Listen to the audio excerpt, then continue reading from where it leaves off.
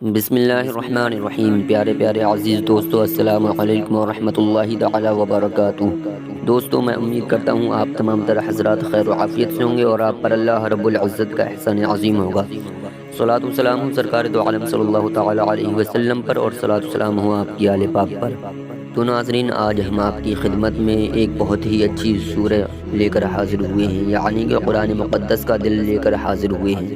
اب آپ حضرات سمجھ گئے ہوں گے کون سا قرآن مقدس کا دل، یعنی کہ سورہ یاسین لے کر حاضر ہوئے ہیں۔ تو ناظرین اکرام، آپ حضرات نے اس کی بہت ساری فضیلتیں سنی ہوں گی، اس کی بہت ساری فضیلتیں پڑھی ہوں گی۔ ہمارے اور آپ کے آقا حضرت محمد مصطفیٰ صلی اللہ تعالی علیہ وسلم نے اس کی بہت بڑی فضیلت بتائی ہے۔ جی ہاں دوستو، سورہ یاسین بڑی عظمت والی صورت ہے، بڑی برکت والی صورت ہے، اس کی بہت بڑی فضیلت ہے، اس کی بہت بڑی برکت ہے۔ اگر میں اس کی فضیلت بیان کروں تو بیان نہیں کر سکتا، اگر میں اس کے برکتیں شمار کروں تو شمار نہیں کر سکتا۔ پیارے عزیز دوستو، اس سورہ یعنی اس کے سورہ یاسین کی اتنی بڑی فضیلت ہے، اتنی بڑی فضیلت ہے کہ اگر کوئی اس کو ایک مرتبہ پڑھتا ہے تو اللہ رب العزت اپنی رحمت سے اس کو درس قرآن عظیم پڑھنے کا ثواب عطا فرماتا ہے۔ اور اگر کوئی بندہ مومن اس سورت کو پڑھتا ہے تو اس کا ایمان پر خاتمہ ہوتا ہے۔ ارے عزیز دوستو، اگر اس کو کوئی پڑھتا ہے تو اس کے کاروبار میں، اس کے گھر میں خوب برکتیں ہوتی ہیں، اللہ کی رحمتیں نازل ہوا کرتی ہیں۔ تو عزیز دوستو، اگر آپ حضرات چاہتے ہیں کہ ہمارے گھر میں برکت ہوں، ہمارے کاروبار میں برکت ہوں، ہمارے گھر میں اللہ رب العزت کی رحمتیں نازل ہوں، اور اگر 10 قرآن عظیم کا ثواب حاصل کرنا چاہیں تو کیسے کریں؟ تو عزیز دوستو، آپ سے گزارش ہے کہ سورہ یاسین کو پڑھا کریں، اور اگر آپ پڑھے ہوئے نہیں ہیں تو اس کو سنا کریں۔ آج سورہ یاسین کو ہم سنائیں گے، آپ بغور سماعت کریں۔ اگر آپ کے گھر میں برکت نہیں ہو رہی ہے، رزق میں برکت نہیں ہو رہی ہے، آپ کے گھر میں اللہ رب العزت کی رحمتیں نہیں اتر رہی ہیں، اور اگر آپ کوئی بزنس کرتے ہیں، آپ کا بزنس چلتا نہیں ہے، بالکل ٹھپ ہو جاتا ہے، آپ کے بنے ہوئے کام بگڑ جاتے ہیں، آپ کوئی بھی کام کرتے ہیں اس میں آپ سکسیس نہیں ہو پاتے، آپ اس میں کامیاب نہیں ہو پاتے، تو آپ سے گزارش ہے کہ آپ سورہ یاسین کو ہر روز صبح کو پڑھا کریں۔ اور اگر آپ حضرات قرآن شریف پڑھے ہوئے نہیں تو آپ حضرات ہر روز صبح کو موبائل میں سورہ یاسین بجا کر اپنے گھر میں رکھ دیا کریں، یعنی کہ پورے سورہ یاسین کو سنا کریں، تو انشاءاللہ تعالی آپ کے گھر میں خوب برکتیں آئیں گی، خوب اللہ تبارک و تعالی کی رحمتیں نازل ہوں گی، اور آپ کے بگڑے ہوئے کام بن جائیں گے، اور آپ کے کاروبار میں رزق روزی میں برکت ہوگی۔ تو بلا تاخیر ہم تلاوت شروع کرتے ہیں۔ اس سے پہلے میں آپ سے ایک چھوٹی سی گزارش کرنا چاہتا ہوں کہ اگر آپ ہمارے چینل پر نئے ہیں تو چینل کو سبسکرائب کر دیں، بیل آئیکن کے بٹن کو پریس کر دیں تاکہ آنے والی ہر نوٹیفیکیشن آپ تک سب سے پہلے پہنچ جائے۔ بلا تاخیر ویڈیو شروع کرتے ہیں۔ اعوذ باللہ من الشیطان الرجیم، بسم اللہ الرحمن الرحیم۔ یاسین والقرآن الحکیم، انک لمن المرسلین علی صراط مستقیم، تنزیل العزیز الرحیم، لتنذر قوما ما انذر آباؤهم فهم غافلون، لقد حق القول على أكثرهم فهم لا يؤمنون، إنا جعلنا في أعناقهم أغلالا فهي إلى الأذقان فهم مقمحون، وجعلنا من بين أيديهم سدا ومن خلفهم سدا فأغشيناهم فهم لا يبصرون، وسواء عليهم أأنذرتهم أم لم تنذرهم لا يؤمنون، إنما تنذر من اتبع الذكر وخشي الرحمن بالغيب، فبشره بمغفرة وأجر كريم، إنا نحن نحيي الموتى ونكتب ما قدموا وآثارهم، وكل شيء أحصيناه في إمام مبين،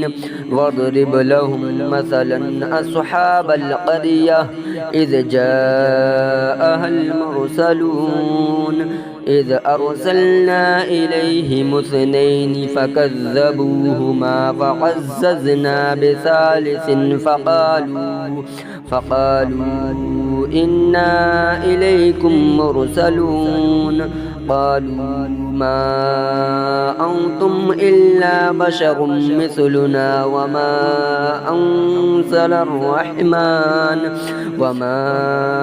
أنزل الرحمن من شيء إن أنتم إلا تكذبون قالوا ربنا يعلم إنا إليكم لمرسلون وما علينا إلا البلاغ المبين قالوا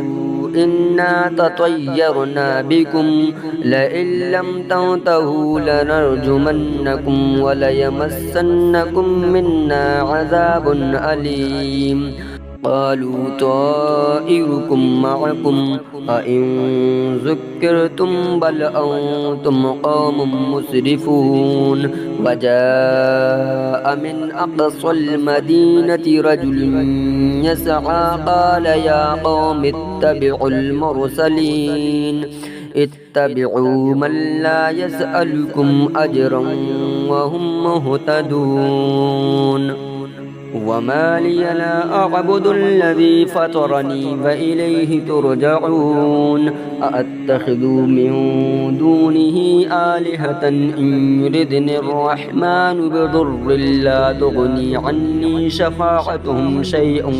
ولا ينقذون إني إذا لفي ضلال مبين إني آمنت بربكم فاسمعون قيل ادخل الجنة قال يا ليت قومي يعلمون بما غفر لي ربي وجعلني من المكرمين وما أنزلنا على قومه من بعده من جند من السماء وما كنا منزلين إن كانت إلا صيحة واحدة فإذا هم خامدون يا حسرة على العباد ما يأتيهم من رسول إلا كانوا به يستهزئون ألم يروا كم أهلكنا قبلهم من القرون أنهم إليهم لا يرجعون وإن كل لما جميع لدينا محضرون وآية لهم الأرض الميتة أحييناها وأخرجنا منها حبا فمنه يأكلون وجعلنا فيها جنات من نخيل وأعناب وفجرنا فيها من العيون ليأكلوا من ثمره وما عملته أيديهم أفلا يشكرون سبحان الذي خلق الأزواج كلها مما تنبت الأرض ومن أنفسهم ومما لا يعلمون وآية لهم الليل نسلخ منه النهار فإذا هم مظلمون والشمس تجري لمستقر لها ذلك تقدير العزيز العليم والقمر قدرناه منازل حتى عاد كالعرجون القديم لا الشمس ينبغي لها أن تدرك القمر ولا الليل سابق النهار وكل في فلك يسبحون وآية لهم أنا حملنا ذريتهم في الفلك المشحون وخلقنا لهم من مثله ما يركبون وإن نشأ نغرقهم فلا صريخ لهم ولا هم ينقذون إلا رحمة منا ومتاعا إلى حين وإذا قيل لهم اتقوا ما بين أيديكم وما خلفكم لعلكم ترحمون وما تأتيهم من آية من آيات ربهم إلا كانوا عنها معرضين وإذا قيل لهم أنفقوا مما رزقكم الله قال الذين كفروا للذين آمنوا أنطعم من لو يشاء الله أطعمه إن أنتم إلا في ضلال مبين ويقولون متى هذا الوعد إن كنتم صادقين ما ينظرون إلا صيحة واحدة تأخذهم وهم يخصمون فلا يستطيعون توصية ولا إلى أهلهم يرجعون ونفخ في الصور فإذا هم من الأجداث إلى ربهم ينسلون قالوا يا ويلنا من بعثنا من مرقدنا هذا ما وعد الرحمن وصدق المرسلون إن كانت إلا صيحة واحدة فإذا هم جميع لدينا محضرون فاليوم لا تظلم نفس شيئا ولا تجزون إلا ما كنتم تعملون إنا أصحاب الجنة اليوم في شغل فاكهون هم وأزواجهم في ظلال على الأرائك متكئون لهم فيها فاكهة ولهم ما يدعون سلام قولا من رب رحيم وامتازوا اليوم أيها المجرمون ألم أعهد إليكم يا بني آدم ألا تعبدوا الشيطان إنه لكم عدو مبين وأن اعبدوني هذا صراط مستقيم ولقد أضل منكم جبلا كثيرا أفلم تكونوا تعقلون هذه جهنم التي كنتم توعدون اصلوها اليوم بما كنتم تكفرون اليوم نختم على أفواههم وتكلمنا أيديهم وتشهد أرجلهم بما كانوا يكسبون ولو نشاء لطمسنا على أعينهم فاستبقوا الصراط فأنى يبصرون ولو نشاء لمسخناهم على مكانتهم فما استطاعوا مضيا ولا يرجعون ومن نعمره ننكسه في الخلق أفلا يعقلون وما علمناه الشعر وما ينبغي له إن هو إلا ذكر وقرآن مبين لينذر من كان حيا ويحق القول على الكافرين أولم يروا أنا خلقنا لهم مما عملت أيدينا أنعاما فهم لها مالكون وذللناها لهم فمنها ركوبهم ومنها يأكلون ولهم فيها منافع ومشارب أفلا يشكرون واتخذوا من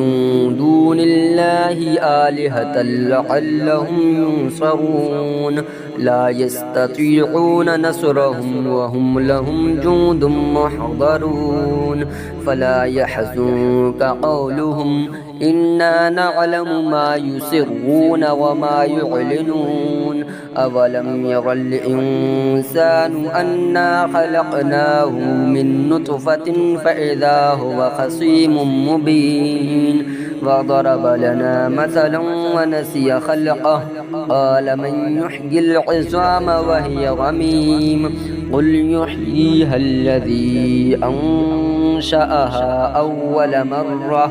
وهو بكل خلق عليم. الذي جعل لكم من الشجر الأخضر نارا فإذا أنتم منه توقدون. أوليس الذي خلق السماوات والأرض بقادر على أن يخلق مثلهم؟